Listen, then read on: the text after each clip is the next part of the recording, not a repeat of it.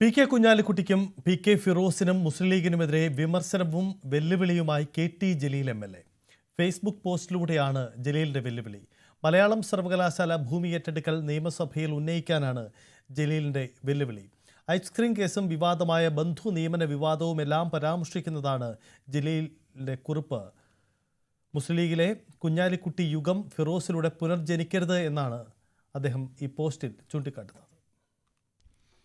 P K കുഞ്ഞാലിക്കുട്ടിക്ക് തുറന്ന കത്തെന്ന പേരിലാണ് ജലീലിന്റെ ഫേസ്ബുക്ക് പോസ്റ്റ്. മലയാളം സർവകലാശാല ഭൂമി ഏറ്റെടുക്കൽ എന്തുകൊണ്ട് ലീഗ് നിയമസഭയിൽ ഉന്നയിക്കുന്നില്ലെന്ന് ആവർത്തിച്ച് ചോദിക്കുന്ന ജലീൽ ഐസ്ക്രീം കേസും ബന്ധു നിയമന വിവാദവും ഫേസ്ബുക്ക് പോസ്റ്റിൽ പരാമർശിക്കുന്നു. പി കെ ഫിറോസിന്റെ കയ്യിലുണ്ടെന്ന് പറയപ്പെടുന്ന എല്ലാ രേഖകളും കൈപ്പറ്റി എനിക്കെതിരെ സ്പീക്കർക്ക് രേഖാമൂലം ആരോപണം എഴുതി നൽകി സഭയിൽ ഉന്നയിക്കാൻ അങ്ങ് തയ്യാറാകണമെന്ന് വിനീതമായി താൽപ്പര്യപ്പെടുന്നു. നിയമസഭ നടക്കുന്ന സമയമായതിനാൽ ഇക്കാര്യത്തിൽ മുസ്ലിം ലീഗ് നിയമസഭാ പാർട്ടി യാതൊരു താൽപ്പര്യക്കുറവും കാണിക്കരുത്. എനിക്കെതിരായ ആരോപണം തെളിഞ്ഞാൽ എന്നെ രാഷ്ട്രീയ വനവാസത്തിന് അയക്കുകയും ചെയ്യാമല്ലോ, ജലീൽ കുറിച്ചു. ഐസ്ക്രീം പാർലർ കേസിൽ കുറ്റവിമുക്തനാക്കി ജസ്റ്റിസ് സിറിയക് ജോസഫ് ഉൾപ്പെടുന്ന ഹൈക്കോടതിയുടെ 2 അംഗ ബെഞ്ച് നടത്തിയ വിധി പി കെ കുഞ്ഞാലിക്കുട്ടിയുടെ ജീവിതത്തിലെ ഒരു നാഴികക്കല്ലായിരുന്നല്ലോ എന്ന് കുറിച്ച ജലീൽ തന്നെ ഉന്മൂലനം ചെയ്യാൻ പി കെ ഫിറോസിനെ കുട്ടിക്കുരങ്ങനാക്കി പി കെ കുഞ്ഞാലിക്കുട്ടി കളിപ്പിക്കുകയായിരുന്നു എന്നും കുറിച്ചു. ന്യൂസ് 18 മലപ്പുറം. ഇതിനിടെ മുസ്ലിം ലീഗിനെതിരെ SNDP യൂണിയന്റെ മുഖപത്രമായ യോഗനാഥത്തിൽ ലേഖനമെഴുതുന്നു കെ ടി ജലീൽ. സാമ്പത്തിക തട്ടിപ്പുകളിൽ മുങ്ങിക്കുളിച്ച് മുസ്ലിം ലീഗ് എന്ന തലക്കെട്ടിലാണ് ലേഖനം. ലീഗിനെതിരെ കഴിഞ്ഞ കുറച്ച് ദിവസങ്ങളായി ഉന്നയിച്ചുകൊണ്ടിരിക്കുന്ന ആക്ഷേപങ്ങളുടെ ആകെത്തുകയാണ് ഈ ലേഖനം. വെള്ളാപ്പള്ളി വിമർശിച്ചത് മുസ്ലിങ്ങളെ അല്ല, മുസ്ലിം ലീഗിനെയാണെന്ന് ജലീൽ ന്യൂസ് 18 നൽകിയ അഭിമുഖത്തിൽ നേരത്തെ വ്യക്തമാക്കിയിരുന്നു. അതേ നിലപാടിന്റെ ചുവട് പിടിച്ചാണ് ഇപ്പോൾ യോഗനാഥത്തിൽ എഴുതിയ ലേഖനത്തെയും ജലീൽ വിശദീകരിക്കുന്നത്. വെള്ളാപ്പള്ളിയുടെ പ്രസ്താവനകളോടുള്ള ഇടതുപക്ഷ സർക്കാരിന്റെ നിലപാടാണ് ജലീലിന്റെ ലേഖനത്തിലൂടെയും പ്രസ്താവനത്തിലൂടെയും പുറത്തു വരുന്നത് എന്നാണ് ഉയരുന്ന പ്രധാനപ്പെട്ട വിമർശനങ്ങൾ. എന്തായാലും സുപ്രധാനമായ നീക്കമാണ്. നേരത്തെ മലപ്പുറം സംബന്ധിച്ച പ്രസ്താവന വെള്ളാപ്പള്ളി നടത്തിയപ്പോൾ കെ ടി ജലീലൊക്കെ ആദ്യഘട്ടത്തിൽ വിമർശനമായി വന്ന് പിന്നീട് നിലപാട് മാറ്റിയിട്ടാണ്. ന്യൂസ് 18 നൽകിയ ഒരു അഭിമുഖത്തിൽ തന്നെയാണ് ജലീൽ ഇക്കാര്യത്തിൽ ലീഗിനെയാണ് അപ്പോൾ വെള്ളാപ്പള്ളി എതിർത്തത് എന്ന നിലപാടെടുത്തത്. CV അനുമോദ് ചേരുന്നു. അനുമോദ്, സുപ്രധാനമാണ് ഈ രാഷ്ട്രീയം, ഈ നീക്കം. യോഗനാഥത്തിലാണ് ഇപ്പോൾ കെ ടി ജലീൽ ഈ നീക്കം നടത്തുന്നത്. ജലീലിനെ പോലെ ഒരാൾ യോഗനാഥത്തിൽ എഴുതുമ്പോൾ അത് മലബാറിലെ ഏതു തരത്തിലുള്ള പ്രതിഫലനമാണ് ഉണ്ടാക്കുന്നത്?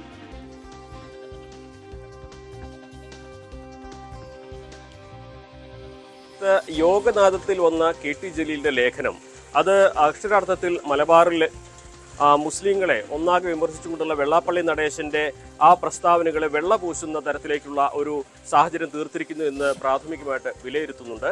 പ്രധാനമായിട്ടും നേരത്തെ കെ ടി ജലീൽ പ്രഖ്യാപിച്ച വെള്ളാപ്പള്ളിയുടെ വിമർശനം ലീഗിനെതിരെയാണ്, മുസ്ലിങ്ങൾക്കെതിരെയല്ല എന്നുള്ള ആ ഒരു വിശദീകരണത്തിന്റെ ചുവട് പിടിച്ചുകൊണ്ട് തന്നെയാണ് ഇപ്പോൾ ജലീൽ യോഗദാനത്തിൽ ഈ ഒരു ലേഖനം എഴുതിയിരിക്കുന്നത്. വളരെ വിശദമായിട്ട് തന്നെ മുസ്ലിം ലീഗിന്റെ അഴിമതികളെക്കുറിച്ചും ആക്ഷേപങ്ങളെക്കുറിച്ചും അദ്ദേഹം ഉന്നയിക്കുന്ന ആരോപണങ്ങൾ അക്കമിട്ടു നിരത്തുന്ന തരത്തിലാണ് അദ്ദേഹത്തിന്റെ ലേഖനമുള്ളത്. അതിൽ വയനാട്ടിലെ പുനരധിവാസത്തിന്റെ അഴിമതിയും അതുപോലെ തന്നെ ഏറ്റവും അവസാനം വന്ന പി കെ ഫിറോസ് രാഹുൽ മാങ്കൂട്ടത്തിൽ വിഷയം വരെ പ്രതിപാദിക്കുന്ന മുസ്ലിം ലീഗിനെ വലിയ തോതിൽ തന്നെ വിമർശനത്തിന്റെ മുൾമുനയിൽ നിർത്തുന്ന തരത്തിലുള്ള ലേഖനമാണ് അദ്ദേഹം എഴുതിയിരിക്കുന്നത്. പക്ഷെ അതിന്റെ രാഷ്ട്രീയം അദ്ദേഹത്തിന്റെ ലേഖനത്തിൽ ഉള്ളടക്കമല്ല, അദ്ദേഹം യോഗദാനത്തിൽ എഴുതി എന്നുള്ള രാഷ്ട്രീയമാണ് ഇവിടെ ഏറ്റവും പ്രസക്തമാകുന്നത്. മലബാറിലെ, പ്രത്യേകിച്ച് മലപ്പുറത്തെ മുസ്ലിം വിഭാഗക്കാരെ വലിയ തോതിൽ തന്നെ വിമർശിക്കുന്ന, വംശീയമായിട്ട് തന്നെ അധിക്ഷേപിക്കുന്ന തരത്തിലേക്കൊക്കെ വെള്ളാപ്പള്ളി നടേശന്റെ ഭാഗത്തു നിന്നുള്ള പ്രസ്താവനകൾ വഴിവെച്ചിരുന്നു. എന്നാൽ അതിനെയൊക്കെ ഒരു വിഭാഗത്തിനെതിരെയുള്ള വിമർശനമായിട്ടല്ല, മറിച്ച് രാഷ്ട്രീയമായിട്ടുള്ള വിമർശനം മാത്രമായി കണ്ടുകൊണ്ട് ജലീൽ ഇത്തരത്തിൽ വെള്ളാപ്പള്ളിയെ ന്യായീകരിച്ചുകൊണ്ടും വെള്ളാപ്പള്ളിക്ക് ഒപ്പം നിന്നുകൊണ്ടും ഈ സാഹചര്യത്തെ മാറ്റുമ്പോൾ സ്വാഭാവികമായിട്ടും ഇവിടെ പ്രധാനമായിട്ടും ഉയരുന്ന ചോദ്യം മതസംഘടനകളുടെ നിലപാട് ഇതിൽ എന്താണ് എന്നുള്ളതാണ്. കെ ടി ജലീലിന്റെ നിലപാട് നമുക്ക് വ്യക്തമായ സാഹചര്യത്തിൽ സ്വാഭാവികമായിട്ടും ജലീലിനെ ഒരു കാലത്ത് പിന്തുണച്ചിരുന്ന, ജലീൽ അടുപ്പം സൂക്ഷിച്ചിരിക്കുന്ന മത സാമുദായിക സംഘടനകൾ ഈ വിഷയത്തിൽ എങ്ങനെ എന്ത് നിലപാടെടുക്കും എന്നുള്ളതാണ്. ഇത് മാറി വരുന്ന സർക്കാരിന്റെ സമീപനത്തിന്റെ കൂടി ഒരു ലക്ഷണമായിട്ടാണ്, ഒരു അടയാളമായിട്ട് വേണം കാണുവാൻ.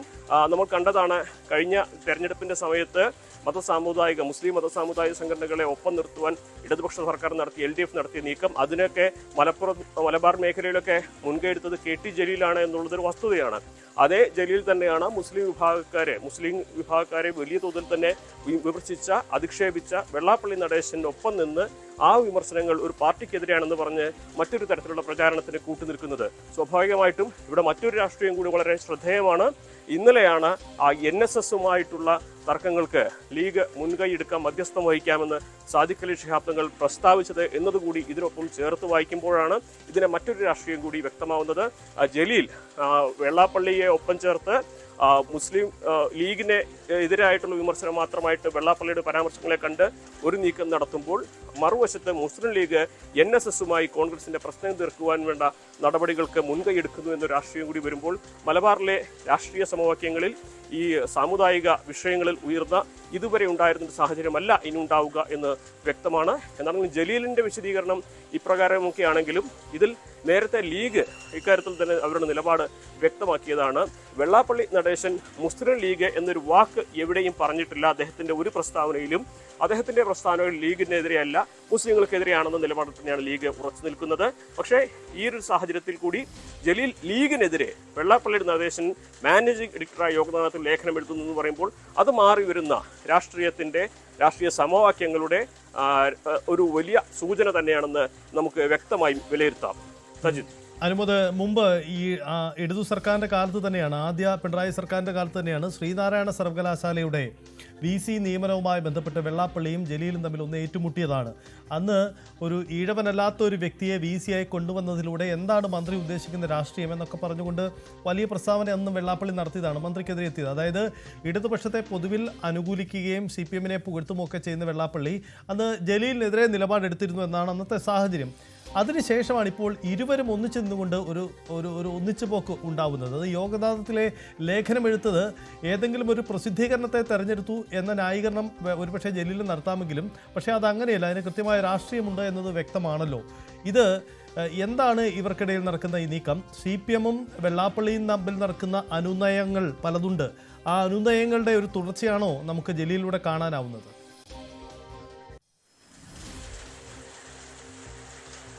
തീർച്ചയായും നമ്മുടെ മറ്റൊരു പ്രധാനപ്പെട്ട കാര്യം ശ്രദ്ധിക്കേണ്ടത്, വെള്ളാപ്പള്ളിയുടെ വിമർശനങ്ങളിൽ മലപ്പുറത്തെ ഒരു വിഭാഗം വല്ലാതെ കണ്ട് പ്രതിഷേധിക്കുന്നുണ്ട്, വല്ലാതെ കണ്ട് വേദനിച്ചുകൊണ്ട് അവരെ അധിക്ഷേപിക്കുന്ന തരത്തിലുള്ള ഒരു സമീപനം വെള്ളാപ്പള്ളിയുടെ ഭാഗത്ത് ഉണ്ടായി എന്ന് കരുതുന്നുണ്ട്. ആ സമുദായങ്ങളൊക്കെ ഒരു കാലത്ത് അല്ലെങ്കിൽ ഏറെ പിന്തുണച്ചിരുന്ന വ്യക്തി കൂടിയാണ് KT ജലീൽ. എന്നാൽ KT ജലീൽ ഇപ്പോൾ ഇടതുപക്ഷ സർക്കാരിന്റെ LDFന്റെ ഭാഗമായി നിന്ന് CPMന്റെ ഭാഗമായി നിന്ന് CPMന്റെ നയപരിപാടികൾക്കനുസരിച്ച് അദ്ദേഹം വെള്ളാപ്പള്ളിക്കൊപ്പം മാറുന്നു, അല്ലെങ്കിൽ വെള്ളാപ്പള്ളിയെ കൂടെ ചേർക്കുന്നു എന്ന തരത്തിലേക്ക് വേണം കാര്യം വെച്ചത്. മുൻപ് നടന്ന കാര്യങ്ങളൊന്നുമല്ല, ഇപ്പോഴത്തെ രാഷ്ട്രീയ ഇതാണെന്ന തരത്തിലേക്ക് ജലീലിന്റെ കാഴ്ചപ്പാട് ഈ ഇടതുപക്ഷ സർക്കാരിന്റെ അല്ലെങ്കിൽ LDFന്റെ തെരഞ്ഞെടുപ്പിനെ നേരിടാൻ ഒരുങ്ങി നിൽക്കുന്ന CPMന്റെ നയ സമീപനങ്ങളോട് ചേർന്ന് നിൽക്കുന്ന തരത്തിൽ മാറിയിട്ടുണ്ട് എന്നുള്ളതാണ് ഏറ്റവും പ്രധാനപ്പെട്ട കാര്യം. ഇവിടെ വെള്ളാപ്പള്ളിയെ ഒപ്പം ചേർത്ത് NSSന്റെ പിന്തുണയാർജിച്ച് മുൻപ് ഇടതുപക്ഷം ഏറ്റവും പ്രധാനമായി കണ്ടിരുന്നത് ന്യൂനപക്ഷ വോട്ടുകളിലേക്ക് കടന്നു കയറാമെന്ന ഒരു ചിന്താഗതിയാണെങ്കിൽ തെരഞ്ഞെടുപ്പിനോടനുബന്ധിച്ച് ഇപ്പോൾ വരുന്ന ഈ തദ്ദേശഭരണ തെരഞ്ഞെടുപ്പാവട്ടെ നിയമസഭാ തെരഞ്ഞെടുപ്പാവട്ടെ അവർക്ക് മൂന്നാമതും അധികാരത്തിലേറണമെങ്കിൽ, നേട്ടം കൈവരിക്കണമെങ്കിൽ ഭൂരിപക്ഷ വോട്ടുകളിൽ വലിയ ഒരു നേട്ടം കൈവരിക്കണം, അല്ലെങ്കിൽ ഭൂരിപക്ഷ വോട്ടുകൾ ചോരാതെ നോക്കണം എന്നൊരു സമീപനത്തിലേക്ക് എത്തുന്നുണ്ട്. അതുകൊണ്ടാണ് NSSന്റെ അയ്യപ്പ സംഗമത്തിലെ സമീപനത്തെ ചേർത്ത് പിടിക്കുകയും ഒപ്പം വെള്ളാപ്പള്ളിയുടെ മുഖ്യമന്ത്രി തന്നെ അദ്ദേഹത്തിന്റെ കാറിൽ ആനയിച്ചു കൊണ്ടുപോകുന്ന സാഹചര്യം, ഒപ്പം മുൻപ് വിമർശിച്ചിരുന്നതെല്ലാം മറന്ന് മുസ്ലിം വിഭാഗക്കാർക്കെതിരെ വിമർശനങ്ങൾ ലീഗിന്റെ മാത്രമായി വിമർശനമാക്കി വിശദീകരിച്ചുകൊണ്ട് KT ജലീൽ വെള്ളാപ്പള്ളിയെ പിന്തുണച്ചുകൊണ്ടും ന്യായീകരിച്ചുകൊണ്ടും വലിയ പ്രചരണങ്ങൾ നടത്തുന്നു, വലിയ ലേഖനങ്ങൾ SNDPയുടെ മുഖപത്രത്തിൽ നിന്ന് എഴുതുന്നു എന്നത് മാറി വരുന്ന ഒരു രാഷ്ട്രീയ സമീപനത്തിന്റെ കൃത്യമായ അടയാളമാണ്. ജലീൽ അതിന്റെ മലബാറിലെ ഇടതുപക്ഷത്തിന്റെ ഈ ഒരു വിഷയങ്ങൾ പ്രചരിപ്പിക്കാനുള്ള ഒരു നാവ് മാത്രമാണെന്ന് വേണം വിലയിരുത്തുവാൻ. അതാണ് സാഹചര്യം. എന്തായാലും ഈ കാര്യത്തിൽ വെള്ളാപ്പള്ളി നടേശനും ജലീലും തമ്മിൽ ഉണ്ടാകുന്ന അനുനയം അത് ശ്രദ്ധേയമാണ്. അനുമോദ്, ഒരു കാര്യം കൂടി നമുക്കറിയാം, ഇടതുപക്ഷം ഇപ്പോൾ സ്വീകരിക്കുന്ന രാഷ്ട്രീയ സമീപനം പ്രത്യേകിച്ച് ഹിന്ദു ഭൂരിപക്ഷങ്ങളെ ഒപ്പം നിർത്തി തെരഞ്ഞെടുപ്പിനെ നേരിടുക എന്നൊരു പൊളിറ്റിക്കൽ തന്ത്രം പ്രകടമാണ്. അത് ശബരിമലയിൽ അയ്യപ്പ സംഗമം സംഘടിപ്പിക്കുമ്പോഴും മാതാ അമൃതാനന്ദമയിക്ക് സ്വീകരണമൊരുക്കുമ്പോഴും ഒക്കെ ആ തരത്തിൽ ആ നിലപാട് പ്രകടമാണ്. NSSുമായുള്ള അനുനയമൊക്കെ നമ്മൾ കണ്ടതുമാണ്. അപ്പോൾ മലബാറിലെ ഇതിൻ്റെ പ്രയോക്താവായി ജലീൽ മാറുന്നു എന്നുകൂടി ഈ നീക്കത്തിന് പിന്നിലില്ലേ? ജലീലിൻ്റെ രാഷ്ട്രീയം നമുക്കറിയാം. അദ്ദേഹം മുസ്ലിം ലീഗിൻ്റെ പ്രധാനപ്പെട്ട വ്യക്തിയായിരുന്നു. ന്യൂനപക്ഷങ്ങൾക്കിടയിൽ വലിയ സ്വാധീനമുള്ള വ്യക്തിയാണ്. അതുതന്നെയാണ് അദ്ദേഹത്തിൻ്റെ സ്പേസും. അത്തരമൊരു ഇടമുണ്ടായിട്ടും വീണ്ടും നിയമസഭയിൽ സാധ്യത, വീണ്ടും തമ്മിൽ തെരഞ്ഞെടുപ്പ് മത്സരിക്കാനൊരുങ്ങുന്ന ജലീൽ ഇത്തരമൊരു നീക്കം നടത്തുന്നതിൻ്റെ കാരണം എന്താണ്? ജലീൽ ഈ നീക്കം ലീഗ് അടക്കമുള്ളവർ ഏറ്റെടുത്തു കഴിഞ്ഞാൽ ജലീലിന് തിരിച്ചടിയാവാനുള്ള സാധ്യതയില്ലേ? തീർച്ചയായിട്ടും ഇത് ഇടതുപക്ഷത്തെ സംബന്ധിച്ച് മലബാർ മേഖലയിൽ, പ്രത്യേകിച്ച് മലപ്പുറം മേഖലയിൽ ഈ വിഷയങ്ങൾ പ്രചരിപ്പിക്കുവാൻ, ഈ വിഷയങ്ങൾ വിശദീകരിക്കാൻ ജലീലിനേക്കാൾ യോഗ്യനായ മറ്റൊരു നേതാവില്ല എന്നുള്ളതാണ് വസ്തുത. വി അബ്ദുറഹ്മാൻ മന്ത്രിയാണെങ്കിൽ പോലും ഈ മത സാമുദായിക വിഷയങ്ങളിൽ KT ജലീൽ മുൻപ് നടത്തിയിട്ടുള്ള ഇടപെടലുകൾ, മതസംഘടനകളുമായിട്ട് അദ്ദേഹത്തിനുള്ള ബന്ധം, മത നേതാക്കളുമായി അദ്ദേഹത്തിനുള്ള ബന്ധം, ഇതൊക്കെ തന്നെ ഏറ്റവും അധികം ഇടതുപക്ഷ സർക്കാർ ഉപയോഗിച്ചിട്ടുണ്ട്, അല്ലെങ്കിൽ ഇവർക്കിടയിൽ ഒരു പാലമായിട്ട് ജലീലിന്റെ ബന്ധത്തെ ഉപയോഗിച്ചിട്ടുണ്ട്. വീണ്ടും ഒരു പ്രതിസന്ധി ഘട്ടം വരുമ്പോൾ ആ ഭൂരിപക്ഷത്തിന് ഒപ്പം നിർത്തുവാനുള്ള നീക്കങ്ങളുടെ ഭാഗമായിട്ട് ജലീലിനെ ഉപയോഗിച്ച് ഇത് ഒരു മതത്തിന്റെ പ്രശ്നമല്ല, ഒരു വിഭാഗത്തിന്റെ മാത്രം പ്രശ്നമാണ്, ഒരു രാഷ്ട്രീയ പാർട്ടിക്കാരുടെ മാത്രം പ്രശ്നമാണ്, അതൊരിക്കലും ഒരു മതത്തിന്റെ പ്രശ്നമല്ല എന്ന് ജലീൽ പറയുമ്പോൾ ശരി, ഇതിന് സാമുദായിക സംഘടന